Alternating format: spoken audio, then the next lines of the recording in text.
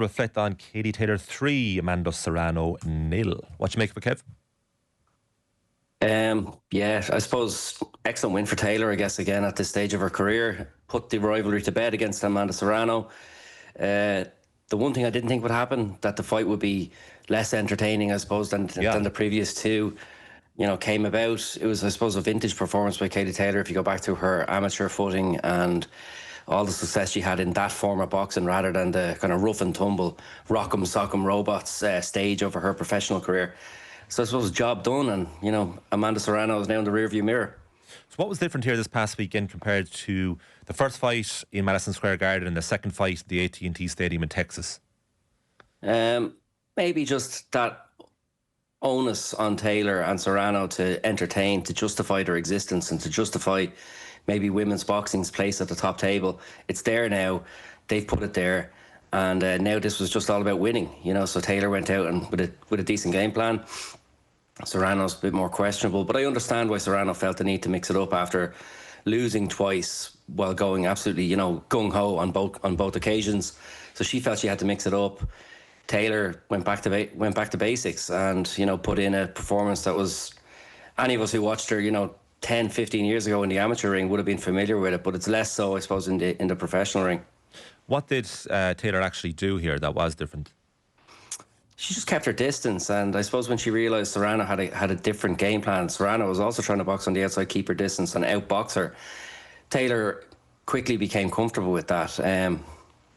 She just managed to make Serrano miss, keep enough distance using her footwork, make enough distance between them, watch Serrano fall short and then just clip her on the outside. She didn't really need to take a shot to land two shots. This time she was able to avoid a shot and land one shot. So, the end result is like a slightly less thrilling contest, I suppose. She was celebrating that her footwork was much improved this time around. And then the kind of feeling about the Serrano side of it was that the game plan, like you suggested yourself there, Kev, was a bit questionable. And there was a lot of labelling of potential shadow boxing by Serrano for large portions of the fight. I don't know if you agree with that. Well, she was falling a foot short with a lot of her punches. Right. 2 foot short. She was just pawing out a jab and Taylor was nowhere near it. And then she'd throw her backhand as well. And again, that would miss. And it was just giving Taylor opportunities. I suppose like an interesting footnote, or an interesting side note to this story is maybe the involvement of Katie Taylor's dad, Pete Taylor, in this one. Like, as far as I'm aware, not like an integral part of the fight camp, right? So he's not there at ringside. He's not in America for the training camps. But a couple of weeks ago, when the fight's being signed and stuff, Taylor's back in Europe and she goes to train with her dad, I think over in the Netherlands.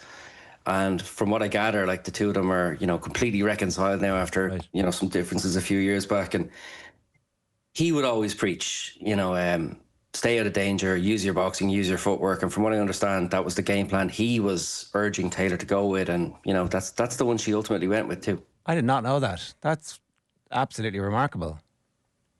Yeah, it's great as well, isn't it? Because, he was there by her side, from the time she started boxing, guided her to so many world championships and European championships, the Olympic Games, and then to be just no longer involved in this staggering professional career for almost a decade now, right? She turns pro at the end of it in 2016, turns pro, has these 25 fights, game-changing fights across the world. And Pete Taylor's been effectively a peripheral figure. And now to have a chance to be involved in some way, in some degree, in her final fight, and the game plan that he would have. I'm not saying that he dictated her game plan because Taylor's coach Ross Ename is there, and he's done a great job in her career as well. But from what I understand, that the game plan that Pete Taylor has been urging her to use is possibly in agreement with Ross Ename. Maybe they're working as a team. I don't know, but the one that he's urging her to use just.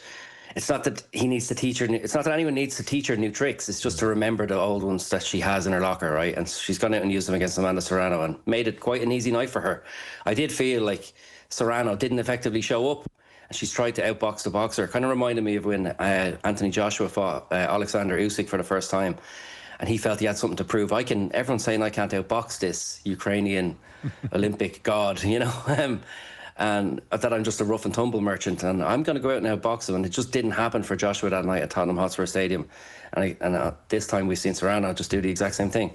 It's a bit mad because I remember being at an event and Pete Taylor was there. This was when Katie was still amateur, and he was talking already about not staying too long and outstaying her welcome / ruining her legacy, essentially saying that she'll retire and ride off into the sunset. So there's a world in which she had retired early and didn't turn professional, that maybe if whatever happened hadn't happened, and then now at the end for them to be reconciled and for him to have some influence over it, that's an incredible story.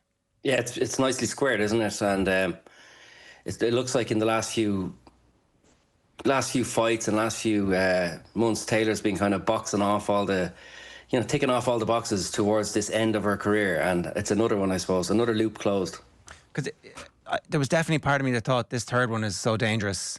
Like, fighters often stay one fight too much, and if she had not trained properly, if she had not had that game plan and had been overwhelmed and had actually ended up being in another war, that it was actually dangerous, physically dangerous as much as anything else.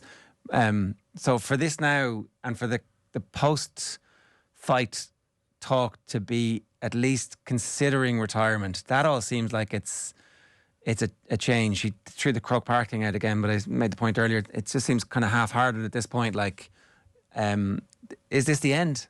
I totally get where you're coming from. Yeah, I'm not sure. I can never claim to know what Taylor is thinking, really. And she's just put in one of her best performances and pulled off one of her easiest wins in her biggest fight, right? So who knows what's next? Eddie Hearn was kind of jokingly saying she looks like she's got 10, 11, 12 fights left. And I think he knows what he's doing there. He's just messing, really. But also, one or two more, Katie would. And he said she looked fresh as a daisy afterwards, and she's just gone 30 rounds with Amanda Serrano. She looks like she's ready to go 30 more. I mean, as a sign-off from boxing, it's a perfect way to go, isn't it? You've headlined the first all-women's card at Madison Square Garden. You've taken part in the first big trilogy in women's boxing, gotten absolutely, really well paid for it, and pulled off the sweetest victory. Shut up the very people who've accused you of being a dirty fighter and effectively a cheater and stuff like that. So it's one in the eye for the critics, it's one in the eye for the enemy, and she's gone complete back to basics as well, to what made her great in the first place, this hit and not get hit performance. So it would be a great place to sign off, but at the same time, Taylor's a born fighter. She loves boxing. She loves the training regime. She loves obviously being active and being fit. So if there's something else out there for her, and when a fighter is close to the end, that's when the biggest offers tend to come through. Yeah. If a fighter stops fighting, suddenly you get this offer to, well, what about fighting Manny Pacquiao or something so it's these are when the biggest offers come true for fighters, when they're right at the end, because they're seen as, I suppose, a bit vulnerable. But there wasn't really anything in Taylor's performance on Friday night to suggest that she's vulnerable yet. That being said, wouldn't it be glorious to just go out on top at this stage? Yeah.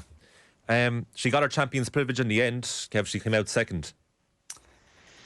She did come out second, yeah. And then I think she got into the ring and she was announced first, and Serrano was announced second. And as far as I can recall, anyway, it was quite late.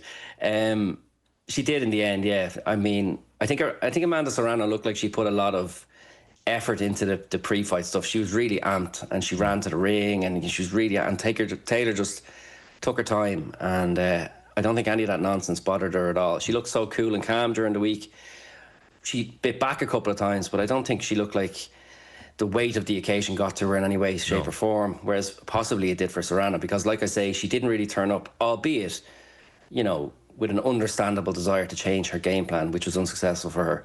And throughout the fight as well, the guidance Taylor was getting was excellent. This is tight, Katie. There's two rounds left, said Ross Enemy, going into the 9th round, I think, and you need to pick it up here. You need to win these rounds, and she did.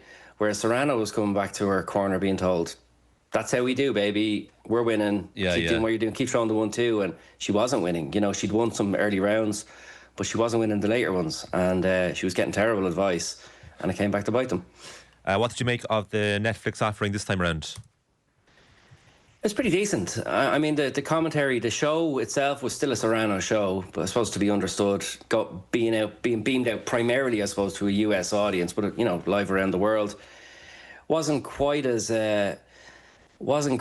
pro Serrano as last time. But I think they had an on-screen, a live scoring, a live score, and I don't know who the guy was, but he had a 95-95, and I was just, sometimes if you're scoring a fight yourself and you're looking at, and on TV they're saying, oh, this is a draw, you might be kind of doubting yourself. You're like, am I seeing what I'm seeing? Am I being biased if I got the green glasses on? But this time, it being Netflix, you just trusted yourself to completely disregard what you were hearing on, well, that's crap. So don't worry about it. Apart from the one judge, obviously, who must have been watching that. Yeah, British judge as well. I don't know how he saw a draw, to be honest with you. It clearly wasn't. But, you know, boxing judges, always difficult to understand some rationales. Kev Byrne, thanks a mil. Before you go, what's your instinct saying? Croke Park fight before Katie Taylor retires, yes or no? I hope so, but probably not, no. Pleasure. I really hope so. Go on, take it easy. Thanks, guys. It's Kevin Byrne from the Irish Sun there, reflecting on Katie Taylor's latest victory. What more is there to be said about Katie Taylor? It feels that way after the weekend. You know, it's the nature of the start time of the fight from the Irish perspective. It's 3 a.m. on Saturday. People watched it back. It was incredibly professional. Yeah. So strong. She once again proved any doubters wrong. Sorry, I meant to bring up that Kev. There was a bit in the aftermath again where she was talking about it just being a bit of a pain in the hole this time, the training camp. That it was like a really, really tough training camp. Yeah. As opposed to previously, it was like, oh, you know, it was all. And then she stands and has those wars. And this time, I didn't know that she had reconciled. No, neither. That's fascinating. But she was saying late last week, like, I don't want to be doing this forever. I don't want to be getting punched in the face. Before acknowledging herself that I have said this previously. Yeah, and maybe after a fight where you don't get punched in the face as much as you have done previously and you win handily, you're like, I could do a couple of years of this, you know? I guess it's lifestyle as well that, you know, from what we know of Katie Taylor, it's an incredibly disciplined one, that she has a hobby.